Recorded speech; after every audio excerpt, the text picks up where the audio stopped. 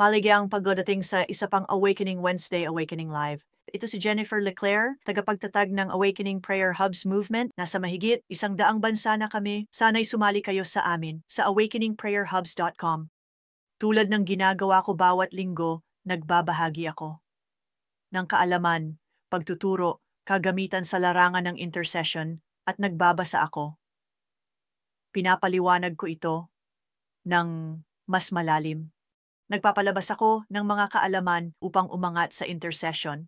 Sumali kayo sa amin, nagbibigay kami ng kagamitan at lumalalim sa militanteng intercession. Nais naming iligtas ang kaluluwa, buhay ng simbahan, gisingin ang bansa. Iyan ang aming layunin. Iyan ang aming agenda. Yan yung aming mandato. Kaya't mangyaring sumali. Kung gusto mong lumalim kasama namin, maaari mong malaman pa sa awakeningprayerhubs.com new show. Kaya't simulan na natin ang pagtuturo ngayong araw. Babasahin ko at ipapaliwanag mula sa isa sa aming mga tala na tinatawag na huwag. Huwag tumigil sa pagdarasal. At babasahin ko sa inyo ang isang kasulatan sa 1 Thessalonica 5:16, magalak kayo lagi, manalangin ng walang patid. At sa ilang mga salin sinasabi talaga na huwag tumigil sa pagdarasal. At maaring isipin mo, paano natin gagawin iyon?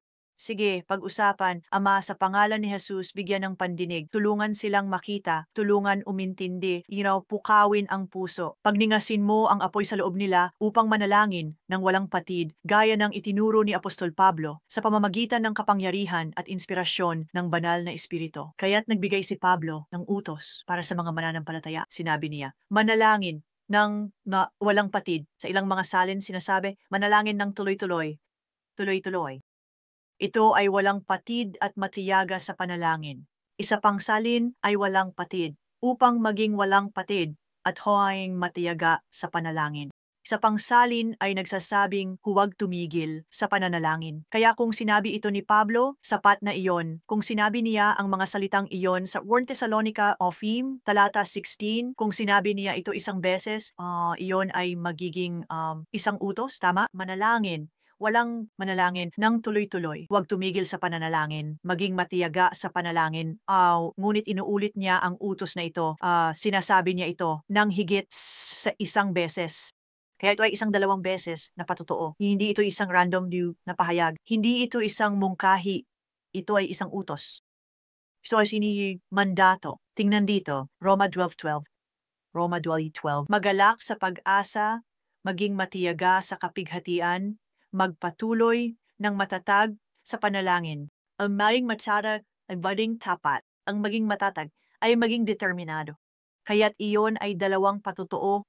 Ngayon narito ang ikatlong patotoo. Efesos 6, talata 18. Pinapayuhan Pablo na manalangin sa Espiritu palagi. Maging matiyaga sa inyong mga panalangin para sa lahat ng mananampalataya. Ngayon, manalangin, sinabi ni Pablo na siya ay nanalangin sa mga wika na isa sa mga aspeto ng pananalangin sa Espiritu, higit sa iba. Sinabi niya, nanalangin ako sa Espiritu ng higit pa sa inyong lahat. Narito ang tatlong patotoo. Sa bibig ng dalawa o tatlong saksi, ang bawat salita ay itatatag.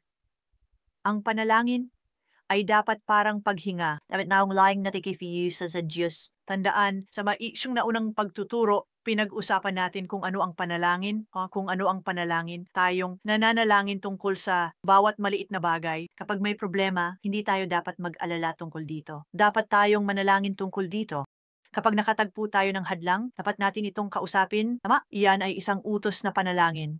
Humihiling tayo sa Diyos at inuutusan ang kaaway. Kung kailangan natin, hindi natin inuutusan ang Diyos na ibigay ito. Hinihingi natin ito. Ang bawat mabuting regalo ay mula sa Ama. Ngunit kung ang kaaway ay nakaharang, hindi natin hinihiling sa Diyos na alisin ito. Inuutusan natin ang kaaway na umalis sa pangalan ni Jesus. At nananalangin tayo ng walang tigil. Isang pamumuhay na magbabago ng iyong buhay. Kung tatanggapin mo ang ganitong kaisipan at nangangailangan ito, ng oras upang ang iyong agarang reaksyon ay maging panalangin sa halip na takot, pag-aalala, pagkabalisa, galit, panghihina ng loob. Nangangailangan ito ng oras, pero kaya mo ito. Nangangailangan ng oras upang ang iyong reaksyon ay manalangin. Ang iyong tugon ay magtaguyod ng panalangin, nangangailangan ng oras, pero iyong panimulang punto. Ito ang iyong panimulang point. Naniniwala ako na maaalala mo ang mga salitang ito. Kapag dumating ang isang pagkakataon, hindi lang tayo sumusubok sa sarili nating lakas upang samantalahin ang pagkakataon. Umaasa tayo sa Diyos, nananalangin at humihingi ng tulong, pabor at biyaya. Tao, maliban kay Kristo, wala tayong magagawa. Ngunit ang magandang balita ay hindi tayo hiwalay kay Kristo. Siya ay laging nandiyan. Tandaan tayo na nanalangin sa sarili. Si Kenneth Hagin magsabi, 4 ko at wala nang iba pa. Hindi. Tayo ay nananalangin tagapamagitan, kaya ang reaksyon natin sa balita ay manalangin. Ang reaksyon sa pasanin mula sa Diyos ay hindi iwaksi. Kung pasanin mula sa Diyos, pasanin sa panalangin, nananalangin. Meron akong buong kurso sa School of the Spirit, www.schoolofthespirit.tv, tungkol sa pagdarasal ng balita. Sinabi ni Pablo ng 3 beses.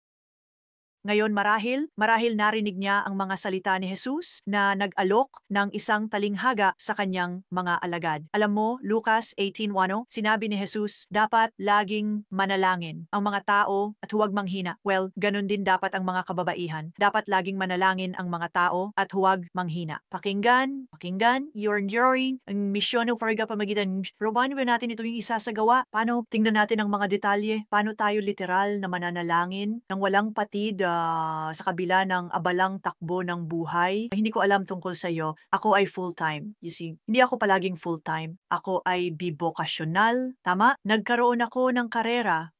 Negosyo, ministeryo, karamihan ng oras ko ay sa negosyo. Unang babaeng editor ng Charisma Magazine, binago ito ng Diyos. Mga ministro ay walang oras para manalangin buong araw. Kailangan naming gumawa ng oras dahil ang abalang buhay sa ministeryo ay totoo. Kaya paano natin susundin ang 4 na utos na ito yung naunang nagmula kay Kristo at inulit ni Pablo ayon sa patnubay ng Espiritu? Paano natin susundin ang utos na ito na manalangin palagi? Maliwanag, hindi tayo maaaring manirahan sa silid panalanginan. Alam mo, sinabi sa akin ng Diyos na gawing gawain ang panalangin. Noong 2012, sinimulan ang Awakening House of Prayer at nagbunga ng simbahan. At noong 2017, nagbunga kami ng Awakening Prayer Hubs. Nais ka naming isama? Dapat ba akong umupo sa silid panalanginan at manalangin o magsulat at gumawa ng mga video tungkol dito? Anong gagawin ko? Lahat. Hindi ako laging nasa silid panalanginan, pero mas madalas na akong manalangin. Pero ano ba yon? Pagpasok sa saloobin ng tuloy-tuloy na panalangin sa konteksto ng panalangin, pakikipag-usap sa Diyos. Tingnan mo, may mga responsibilidad tayo. At alam na alam iyon ng Diyos. Kailangan mong ihatid ang mga bata sa paaralan. Ilakad ang aso. Maggawa ng gawain. Pananalangin ay pagkakaroon ng mapanalangin sa loobin sa buhay. Pananalangin ay pagiging handang tumugon sa tawag ni Jesus, pangunahing tagapamagitan. Kaya kung tawagin niya ang iyong numero, alam mo, nakatanggap ka ng card sa jury duty sa Koreo, walang gustong maglingkod, baka may ilang tao na gusto. Karamihan sa mga tao ayaw jury duty, dapat gustuhin ang prayer duty. Ipinadala ng Diyos ang card, kumatok siya sa iyong puso o ginising ka niya sa gabi. Pananalangin ay pagtugon sa tawag. Pananalangin ay pagiging espiritual na alerto sa kapaligiran at paglingkod bilang solusyonista sa mga problemang natutukoy sa araw. Pananalangin ay tugon, agarang reaksyon, sitwasyong lumitaw na hindi naaayon sa salita ng Diyos. Sa praktikal na paraan, ang pananalangin ng walang tigil ay nangangahulugang pananalangin madalas na pananalangin. Hindi sumusuko hanggang makita ang sagot sa panalangin o maramdaman na natapos na sa espiritu. Ang pananalangin ng walang tigil ay mandato ng tagapamagitan at ito ay posible. Ito ay isang kaisipan at pusong handang sumabak. sa panalangin. At magagawa mo ito. Gusto kong ipanalangin ka. Mangyaring sumali sa amin sa Awakening Prayer Hubs. Pinapanood mo ito dito sa app. Merong pindutan matutunan pa. O pumunta sa www.awakeningprayerhubs.com new. Kung ikaw ay nasa third world, pwede kang maging kwalipikado para sponsorship. Sponsor ay hindi sponsor hubs kanlurang mundo, ngunit kami ay focus sa pagbuo ng mediators. Buong mundo. Tingnan mo. Ama, sa pangalan ni Jesus, tulungan mo kaming manalangin ng walang patid. Tulungan mo kaming maalala na sa oras ng pangangailangan, lumapit kami sa iyo, Diyos na nakakakita, nakakaalam, at may kapangyarihan sa lahat. Salamat, Ama, sa pagbabago ng aming isipan at pagtulong na manalangin ng walang patid o sa pangalan ni Jesus. Amen at amen. Babalik ako, iset ang alerto sa telepono para hindi makaligtaan ang mga pagtuturo